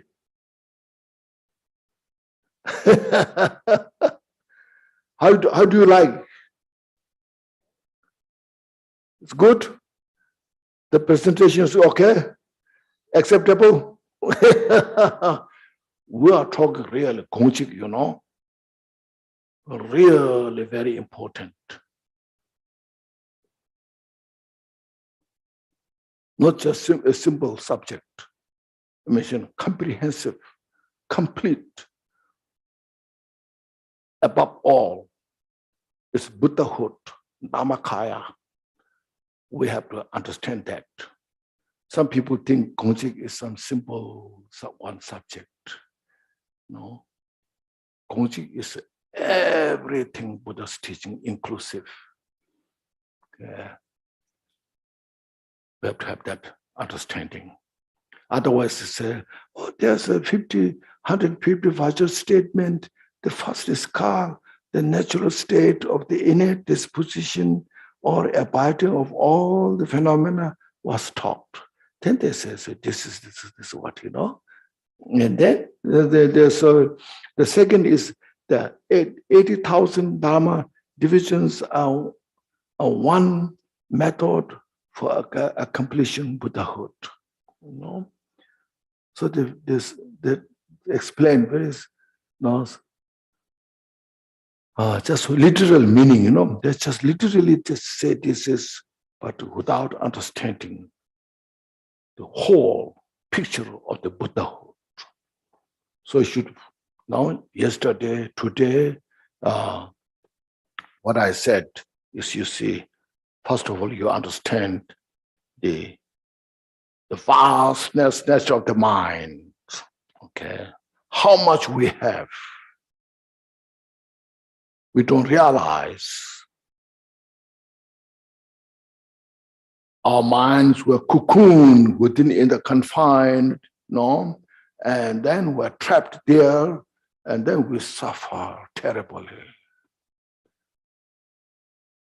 without realizing how spaciousness of the mind, infiniteness of the mind. That's very important.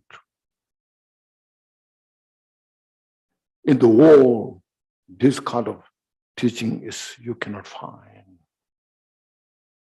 People talk about the mind. Sometimes there's a Chitta mantra, they talk about the mind, and they look down on the Chitta mantra school. Mind only school, you know. But Chitta mantra is mind school. Madhyamika is mind school. Vajrayana is mind school. Who practices Vajrayana? No. The generation stage, the completion stage of the Vajrayana. Who practices this? Mind practices this. Who captures the Mahamudra? Who realizes the Dzogchen? So mind. The mind realizes the Mahamudra. The mind realizes the Dzogchen. You see, without mind, who realizes this?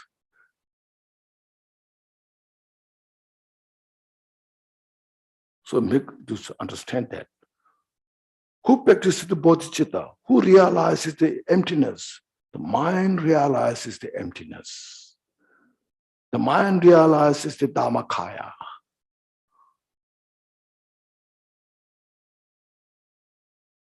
So don't look down. Mind is just a very inferior. That shows how limited they are.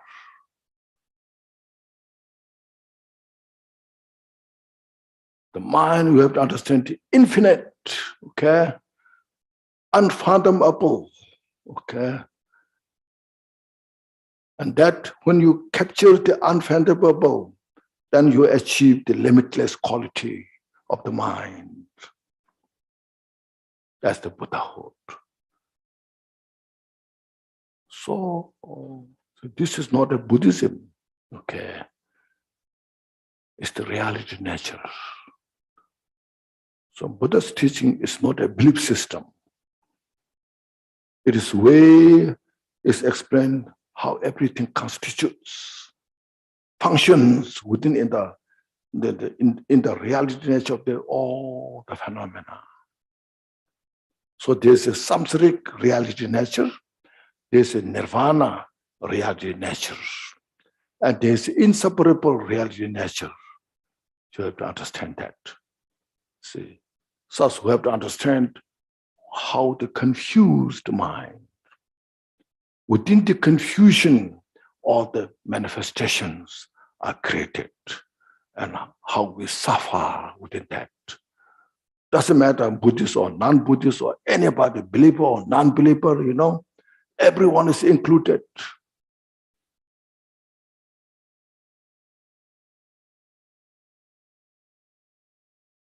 As long as when we not realize, we are subject of suffering. As long as we realize the nature, we are out of suffering because there's no cause for the suffering.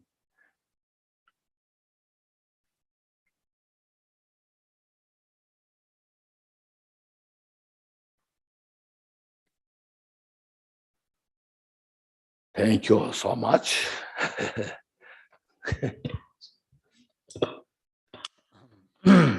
Have you a little bit enlightened?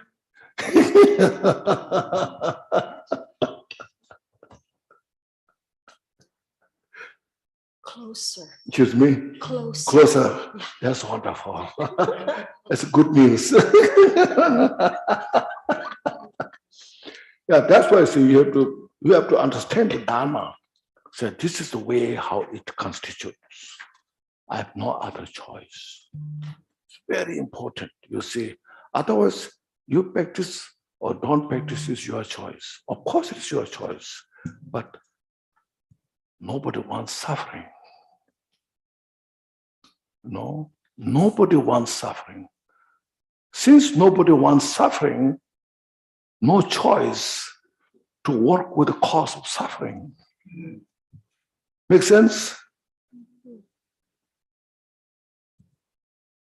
Sometimes we say, we lay people, we cannot practice all, we can do some little bit. Then you can say, so we lay people, we deserve all the suffering. It's okay. We don't say that, isn't it? We lay people suffering so much. Why?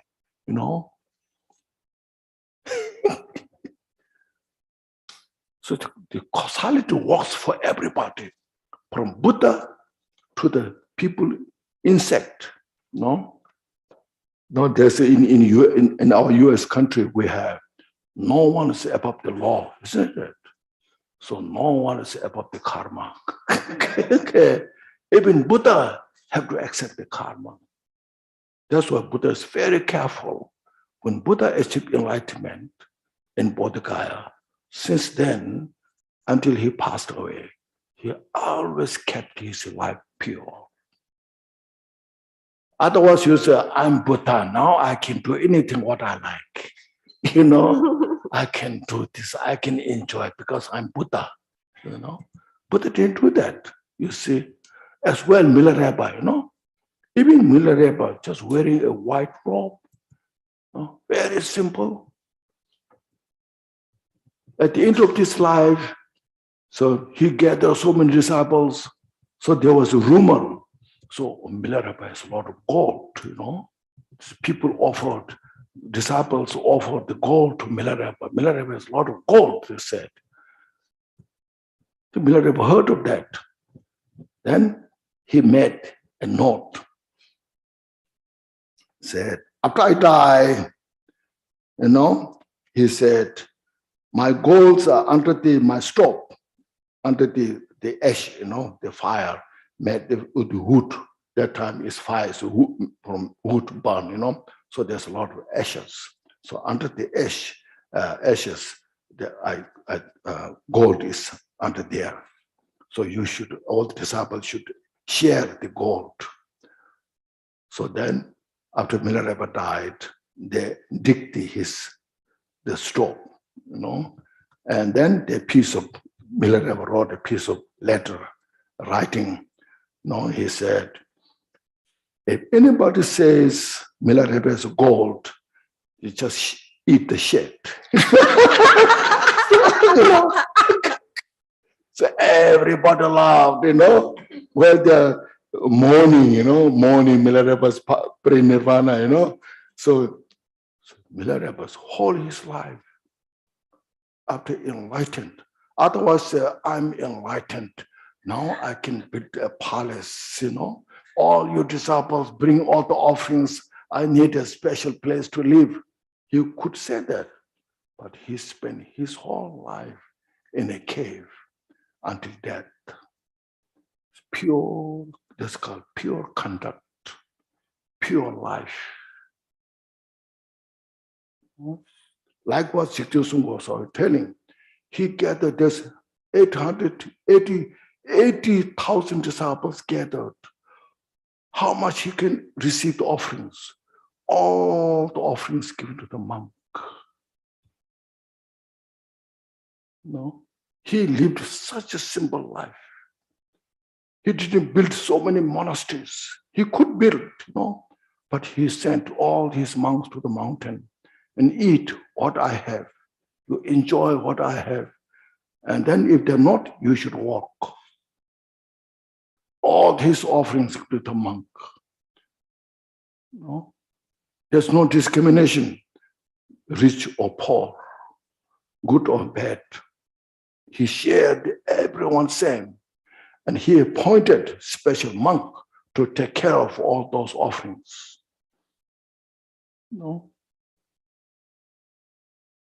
So you look at these great masters, how they practiced, how they maintain the Dharma teachings. No, we should follow, develop wisdom, devotion to these great masters. No, you don't hear these things so much. People, our masters, nobody talks about Jigten Sungkwan, you know. Oh, Jigten Sungkwan, great, wonderful, wonderful, that much.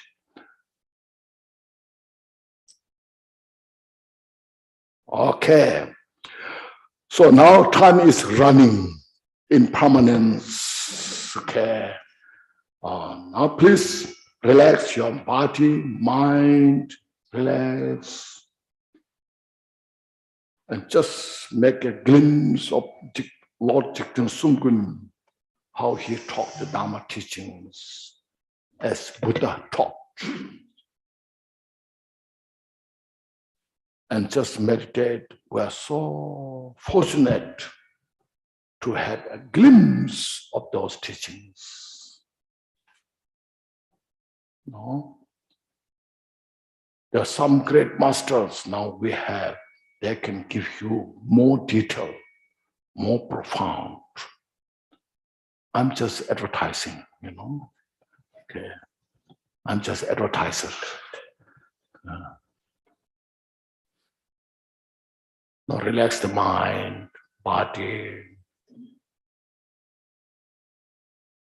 And then breathe in all the blessings, the Buddha into us.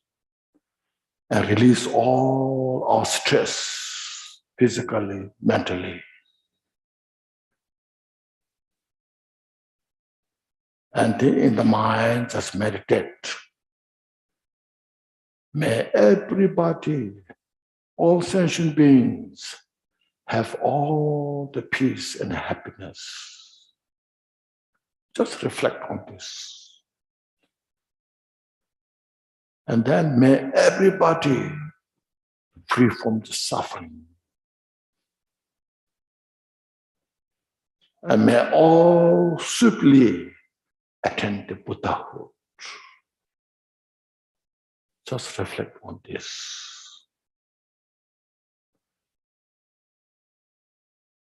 And this is nothing to do with spiritual things. This is reality. We are creating a cause.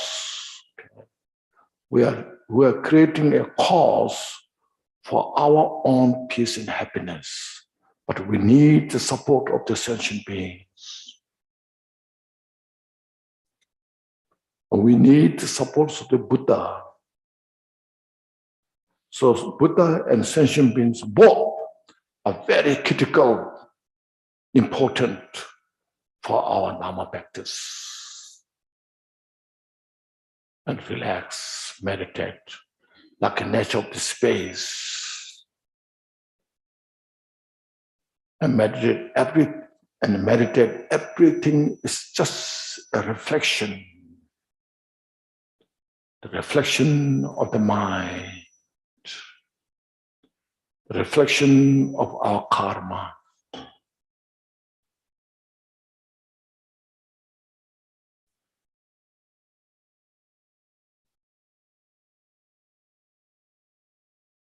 Then with this, we should say the dedication prayers.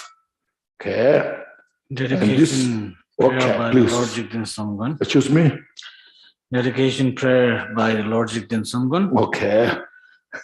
Glorious, holy, venerable, precious, kind, true, lineage Lamas, divine assemblies of Yidam and assemblies of Buddhas, Bodhisattva, Yoginis, Naginis, dwelling in the 10 directions, please hear my prayer. by the virtues collected in the 3 times by myself and all sentient beings in the samsara and nirvana, and innate root of virtue, not result in the 8 worldly concerns, 4 causes of samsara, or rebirth in the Sattva of Patyaga Buddha. may all Mother mother sentient beings, especially those enemies who hate me in mind, obstacles who harm me, misleading Maras, and the hordes of demons, experience happiness, be separated from suffering, and swiftly attain unsurpassed, perfect, and complete and precious Buddhahood.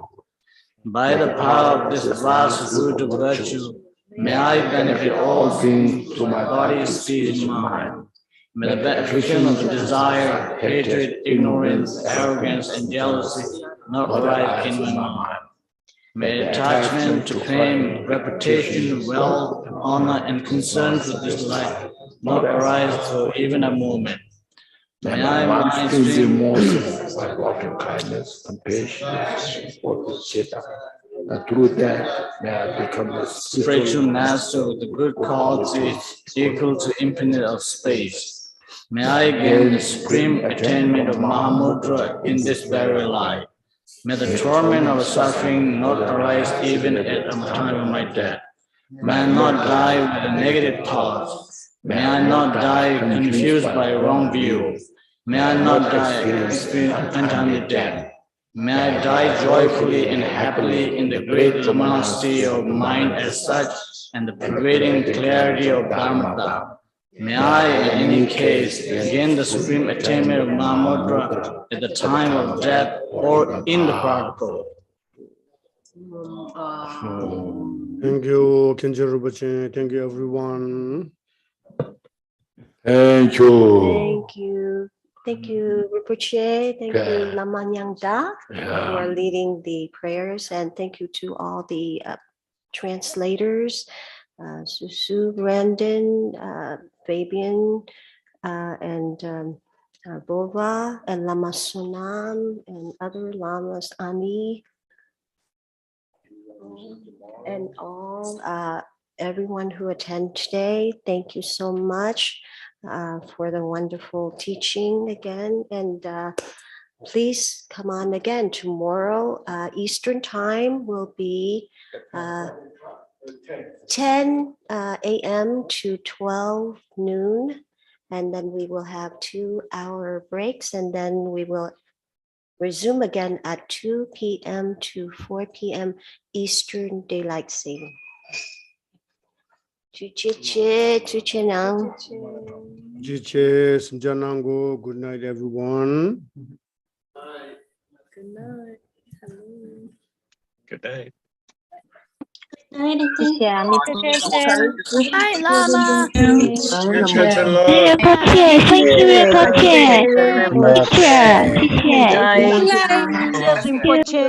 谢。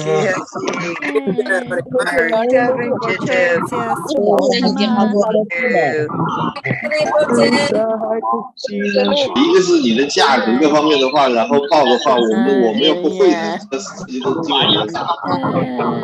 See the light, everyone. Yes,那你尽快的，到时候发短信给我，或者是加我微信啊。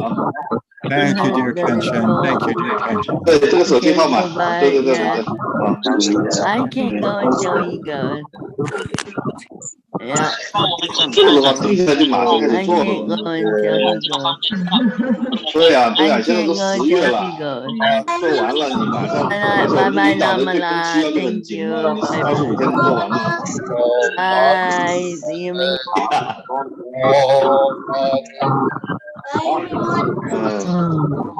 行，先这样啊。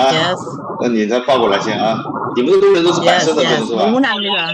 我透过禅修变成了内心。好，这样啊。有的，handsome。Yes.